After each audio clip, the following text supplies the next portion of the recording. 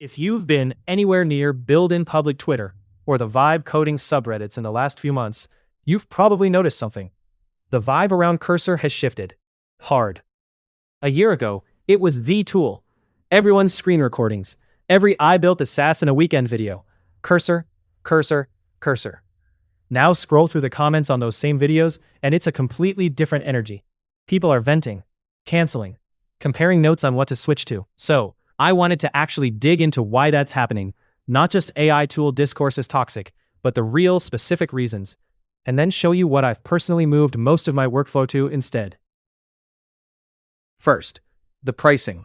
Cursor has changed its usage model more than once, and every time it does, a chunk of its user base wakes up to find their workflow suddenly costs more or behaves differently than it did the week before. When your monthly bill is unpredictable, that's not a small annoyance. That's a trust problem. People built businesses and habits around a certain price, and the ground kept moving under them. Second, and this is the one I hear most from actual builders, the quality has gotten inconsistent.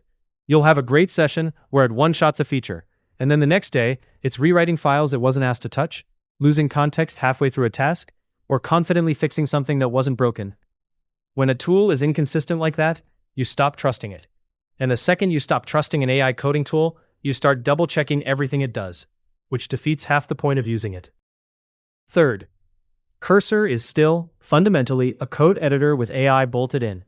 That's fine if you're a software engineer who lives in a code base all day, but a huge wave of people got into vibe coding specifically because they are not engineers. They're founders, designers, PMs, people with an idea and no CS degree. And for them, Cursor still assumes you know what a terminal is, what a Git branch is, how to set up a dev environment, how to debug a stack trace. The second something breaks outside the chat window, a non-technical person is stuck. That's the actual ceiling a lot of people are hitting right now. Not the AI isn't smart enough, but the tool assumes I'm already a developer. And fourth, honestly, it's a single model, single purpose tool. You do your coding in Cursor, then you tab out to ChatGPT or Claude for research, tab out again for design, tab out again to actually ship, and tell people about it. So, a few weeks ago, I decided to give Friday a shot, and it's honestly changed how I think about this whole category. The pitch is basically, it's the Cursor for product teams, but it's not just a coding tool with a chat window stapled on. It's one agentic desktop app that covers the whole arc of building something. Research, design, coding, and even outreach, instead of you bouncing between 5 tabs. A few things stood out to me specifically. There's no terminal requirement. You're not expected to already know how to set up an environment or read a stack trace to get unstuck. The agent handles the plumbing. You stay focused on what you're actually trying to build. 2. It's not locked to one model. Friday routes across a huge range of models, well over 200 at this point, instead of betting your entire workflow on a single provider having a good day. If one model is having an off moment on a task, you're not stuck with it. 3. It's genuinely built for the whole product process, not just the code part. Research a market, sketch the design, generate the app, and push it live, all inside the same tool, using skills, plugins, and integrations, instead of duct taping separate apps together.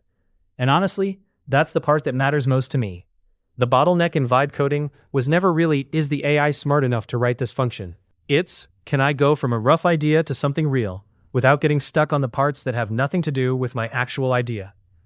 That's the gap Friday is built to close. And as for why all that matters, vibe coding in 2026 isn't just engineers anymore. It's solo founders shipping their first product. It's designers turning Figma files into working apps. It's people who want to go from I have an idea to here's a live link without learning to code at all. And for that audience, an AI-enhanced code editor is honestly the wrong shape of tool. Now, I'm not going to sit here and tell you it's flawless, because that's not useful to you.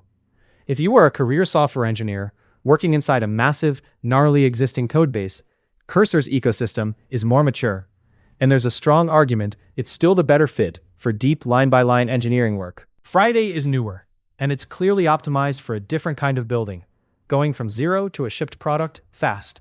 Not for someone doing intricate refactors on a 10-year-old enterprise repo. But if what you're actually doing is vibe coding, turning ideas into real working products without wanting to become a full-time developer to do it. The frustrations people have with Cursor right now aren't a Cursor problem specifically. They're a "This tool wasn't built for me" problem. And that's exactly the gap something like Friday is trying to fill. So, give Friday a shot, following the link in the description, and let me know your thoughts down in the comments. Thanks for watching.